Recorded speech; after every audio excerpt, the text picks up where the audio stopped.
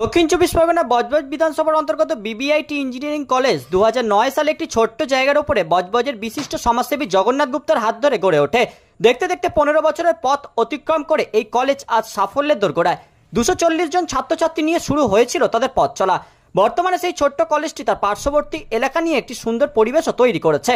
বেড়েছে ক্যাম্পাস, বেড়েছে ফ্যাকাল্টি, বেড়েছে প্রফেসরের সংখ্যাও। প্রায় 100টি প্রফেসর নিয়ে জেলার বুকে নতুন ছাত্রছাত্রীদের আসার প্রেরণা হয়ে উঠেছে বজবজ ইনস্টিটিউট অফ টেকনোলজি, যার বর্তমান ছাত্রছাত্রীর সংখ্যা প্রায় 3500।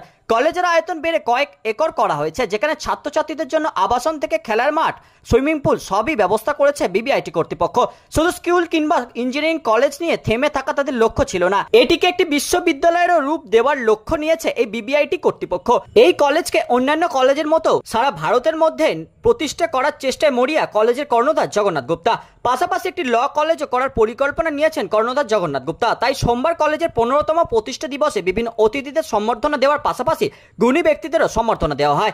এই অনুষ্ঠানে স্থানীয় নেতৃবৃন্দ থেকে শুরু করে কলেজ কর্তৃপক্ষ, কলেজের শিক্ষক শিক্ষিকা সহ ছাত্রছাত্রীরা সবাই উপস্থিত ছিলেন। এই অনুষ্ঠানে ছাত্রছাত্রীদের উৎসাহ ছিল চোখে পড়ার মতো।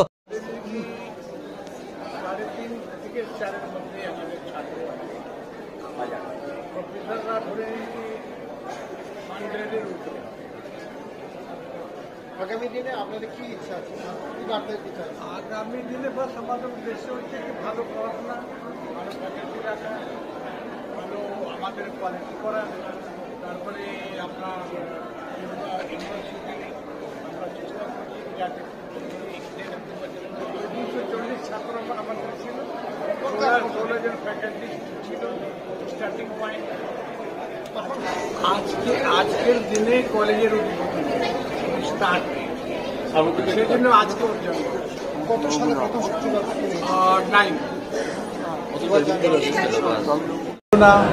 ছিল, দু একটা ছোট খাটো ছিল।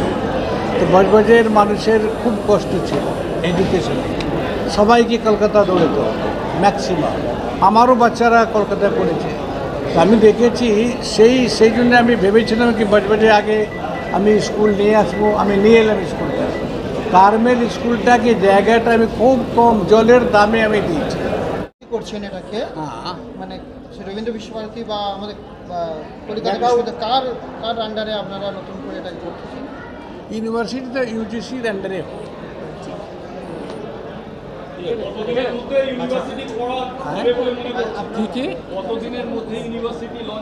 আপনি 2 বছরের মধ্যে ধরে। শান্তমন্ডল রিপোর্ট, খবর 24/7।